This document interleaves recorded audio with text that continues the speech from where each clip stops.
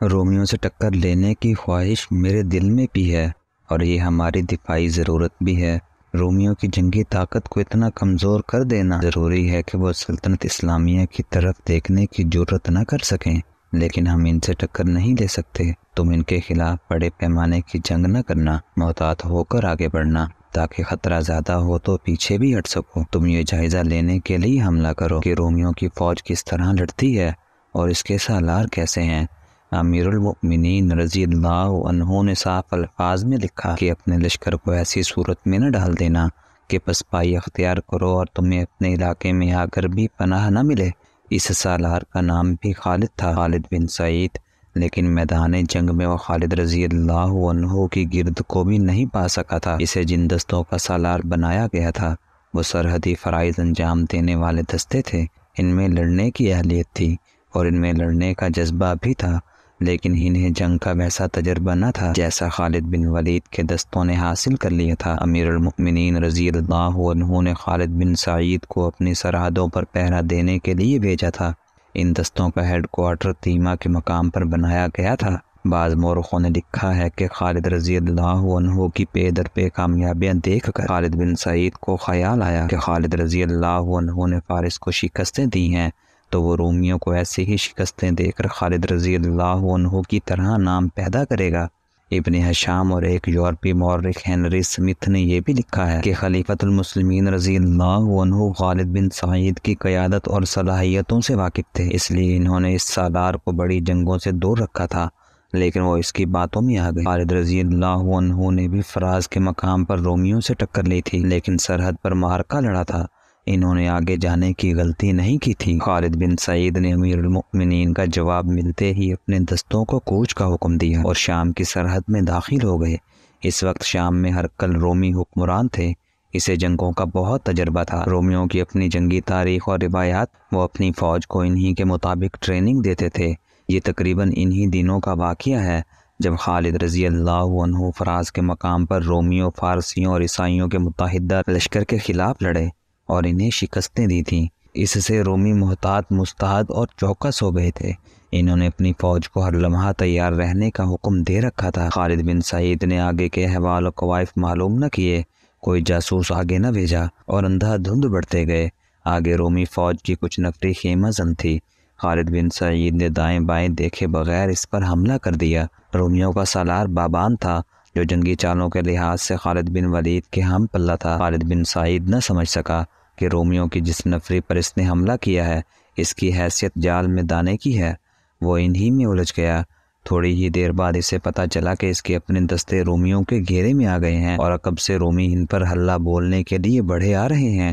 خالد بن سعید کے لیے اپنے دستوں کو بچانا ناممکن ہو گیا۔ اس نے یہ حرکت کی کہ اپنے محافظوں کو ساتھ لے کر میدان جنگ سے بھاگ گیا اور اپنے دستوں کو رومیوں کے رحم و کرم پر چھوڑ گیا۔ مسلمانوں کے ان دستوں میں مشہور جنگجو اکرمہ بن ابو جہل بھی تھے۔ اس ابتر صورتحال میں انہوں نے اپنے ہراساں دستوں کی کمان لے لی اور ایسی چالیں چلیں کہ اپنے دستوں کو تباہی سے بچا لائے۔ جانی نقصان تو ہوا اور زخمیوں کی تعداد بھی خاصی تھی۔ خالد بن سعید کے بھاگ جانے سے تمام دستوں کے جنگی قیدی بننے کی حالت پیدا ہو گئی تھی۔ اکرمہ رضی اللہ عنہ نے مسلمانوں کو اس ذلت سے بچا لیا۔ مدینہ اطلاع پہنچی تو خلیفۃ المسلمین نے خالد بن سعید کو معزول کر کے مدینہ بلا لیا۔ خلیفۃ المسلمین کے غصے کا یہ عالم تھا کہ انہوں نے خالد بن سعید کو بھری محفل میں بزدل اور نالائق کہا۔ خالد بن سعید خاموشی کی زندگی گزارنے لگا۔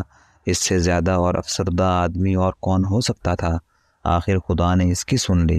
بہت عرصے بعد جب مسلمانوں نے شام کو میدان جنگ بنا لیا تھا، خالد بن سعید کو وہاں ایک دستے کے ساتھ جانے کی اجازت مل گئی۔ اس نے اپنے نام سے شکست کا داغ یوں دھویا کہ بے جگری سے لڑتا ہوا شہید ہو گیا۔ امیر المؤمنین ابوبکر صدیق رضی اللہ عنہ نے اپنی مجلس مشاورت کے سامنے یہ مسئلہ پیش کیا۔ اس مجلس میں جو اکابرین شامل تھے، ان میں عمر رضی اللہ عنہ، عثمان رضی اللہ عنہ، علی رضی اللہ عنہ، طلحہ رضی اللہ عنہ، زبیر رضی اللہ عنہ اور عبد الرحمن بن عوف، سعد بن ابی وقاص، ابو عبیدہ، معاذ بن جبل، ابی بن کعب اور زید بن ثابت خاص طور پر قابل ذکر ہے۔ میرے دوستو، خلیفہ ابوبکر صدیق رضی اللہ عنہ نے کہا، رسول کریم صلی اللہ علیہ وآلہ وسلم کا ارادہ تھا کہ شام کی طرف سے رومیوں کے حملے کا سدباب کیا جائے۔ آپ صلی اللہ علیہ وآلہ وسلم نے جو تدبیریں سوچی تھیں ان پر عمل کرنے کی آپ صلی اللہ علیہ وآلہ وسلم کو مہلت نہ ملی۔ آپ صلی اللہ علیہ وآلہ وسلم انتقال فرما گئے۔ اب تم نے سن لیا ہے کہ ہر کل جنگی تیاری مکمل کر چکا ہے اور ہمارا ایک سالار شکست کھا کر واپس آ گیا ہے۔ اگر ہم نے رومیوں کے خلاف کوئی کارروائی نہ کی تو ایک تو اپنے لشکر کے حوصلے کمزور ہوں گے اور رومیوں کو اپنے سے زیادہ بہادر سمجھنے لگیں گے۔ دوسرا نقصان یہ ہوگا کہ رومی آگے بڑھائیں گے اور یہ ہمارے لیے خطرہ بن جائیں گے۔ اس صورتحال میں تم مجھے کیا مشورہ دو گے؟ یہ بھی یاد رکھنا کہ ہمیں مزید فوج کی ضرورت ہے۔ امیر المؤمنین عمر رضی اللہ عنہ نے کہا، آپ کے عزم کو کون رد کر سکتا ہے؟ میں محسوس کر رہا ہوں کہ شام پر حملے کا اشارہ اللہ کی طرف سے ملا ہے۔ لشکر کے لیے مزید نفری بھرتی کریں اور جو کام رسول اللہ صلی اللہ علیہ وآلہ وسلم نے کرنا چاہا تھا اسے ہم پورا کریں گے۔ امیر المؤمنین عبد الرحمن بن عوف نے کہا، اللہ کی سلامتی ہو تم پر، غور کر لے، رومی ہم سے طاقتور ہیں۔ خالد بن سعید کا انجام دیکھ۔ ہم رسول اللہ صلی اللہ علیہ وآلہ وسلم کے ارادوں کو ضرور پورا کریں گے، لیکن ہم اس قابل نہیں کہ رومیوں پر بڑے پیمانے کا حملہ کریں۔ کیا یہ بہتر نہیں ہوگا کہ ہمارے دستے رومیوں کی سرحدی چوکیوں پر حملے کرتے رہیں اور ہر حملے کے بعد پیچھے آ جائیں؟ اس طرح رومیوں کا آہستہ آہستہ نقصان ہوتا رہے گا اور اپنے مجاہدین کے حوصلے کھلتے جائیں گے۔ اس دوران ہم اپنے لشکر کے لیے لوگوں کو اکٹھا کرتے رہیں۔ امیر المؤمنین لشکر میں اضافہ کر کے تم خود جہاد پر روانہ ہو جاؤ اور چاہو تو قیادت کسی اور سردار کو دے دو۔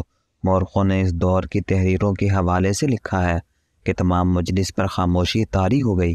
عبد الرحمن بن عوف نے بڑی جرت سے اپنا مشورہ پیش کیا تھا، ایسا لگتا تھا جیسے کوئی اور بولے گا ہی نہیں۔ خاموش کیوں ہو گئے ہو تم؟ امیر المؤمنین نے کہا، اپنے مشورے دو، کون شک کر سکتا ہے تمہاری دیانتداری پر؟ عثمان رضی اللہ عنہ بن عفان نے کہا، بے شک تم مسلمان کی اور دین کی بھلائی چاہتے ہو، پھر کیوں نہیں تم حکم دیتے کہ شام پر حملہ کرو؟ نتیجہ جو بھی ہوگا ہم سب بھگت لیں گے۔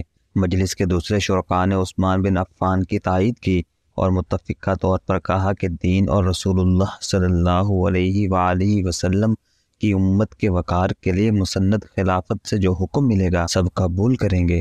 تم سب پر اللہ کی رحمت ہو۔ خلیفۃ المسلمین نے آخر میں کہا، میں کچھ امیر مقرر کرتا ہوں، اللہ کی اور اس کے رسول صلی اللہ علیہ وآلہ وسلم کے بعد اپنے امیروں کی اطاعت کرو، اپنی نیتوں اور ارادوں کو صاف رکھو، بے شک اللہ انہی لوگوں کے ساتھ ہوتا ہے۔ امیر المؤمنین ابو بکر رضی اللہ عنہ کا مطلب یہ تھا کہ شام پر حملہ ہوگا اور رومیوں کے ساتھ جنگ لڑی جائے گی۔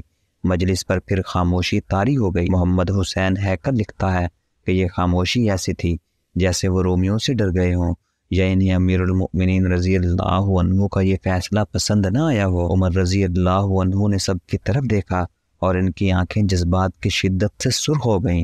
اے مومنو، عمر رضی اللہ عنہ نے گرج کر کہا، کیا ہو گیا ہے تمہیں؟ خلیفہ کی آواز پر لبیک کیوں نہیں کہتے؟ کیا خلیفہ نے اپنی بھلائی کے لیے کوئی حکم دیا ہے؟ کیا خلیفہ کے حکم میں تمہاری بھلائی شامل نہیں؟ امت رسول صلی اللہ علیہ وآلہ وسلم کی بھلائی نہیں؟ بولو لبیک، کہو، آواز اپنے دلوں سے نکالو۔ مجلس کا سکوت ٹوٹ گیا۔ لبیک لبیک کی آوازیں اٹھیں اور سب نے متفقہ طور پر کہا کہ وہ رومیوں سے ٹکر لیں گے۔ حج سے واپس آ کر خلیفۃ المسلمین ابو بکر صدیق رضی اللہ عنہ نے مدینہ میں گھڑ دوڑ، نیزہ بازی، تیغ زنی، تیر اندازی اور کشتیوں کا مقابلہ منعقد کرایا۔ ارد گرد کے قبیلوں کو بھی اس مقابلے میں شرکت کی دعوت دی گئی۔ 3 دن بعد مدینہ میں انسانوں کے ہجوم کا یہ عالم رہا کہ گلیوں میں چلنے کو راستہ نہیں ملتا تھا، کوئی جگہ نہیں رہی تھی، جدھر نظر جاتی تھی گھوڑے اور اونٹ کھڑے نظر آتے تھے، تف اور نفریاں بجتی ہی رہتی تھی۔ قبیلے اپنے شہ سواروں اور پہلوانوں کو جلوسوں کی شکل میں لا رہے تھے۔ 3 دن ہر طرح کے مقابلے ہوتے رہے۔ جن قبیلوں کے آدمی جیت جاتے وہ قبیلے میدان میں آ کر ناچتے کودتے اور چلا کر خوشی کا اظہار کرتے تھے۔ ان کی عورتیں اپنے جیتنے والے آدمیوں کی مدح میں گیت گاتی تھی۔ مقابلے میں باہر کا کوئی گھڑ سوار یا تیغزن یا کوئی شتر سوار زخمی ہو جاتا تو مدینہ کا ہر باشندہ اسے اٹھا کر اپنے گھر لے جانے کی کوشش کرتا تھا۔ مدینہ والوں کی میزبانی نے قبیلوں کے دل موہ لیے۔ مقابلوں اور میلوں کا یہ اہتمام خلیفۃ المسلمین ابو بکر رضی اللہ عنہ نے کیا تھا۔ مقابلے کے آخری روز مدینہ کا ایک آدمی گھوڑے پر سوار میدان میں آیا۔